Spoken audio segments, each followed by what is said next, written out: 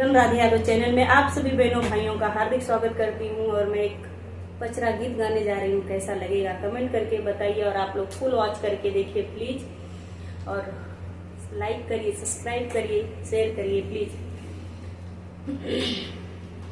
के करे ही घरवा मैया लिहली बसरवा है, के करे घरवाना मैया सहलिया पमनवा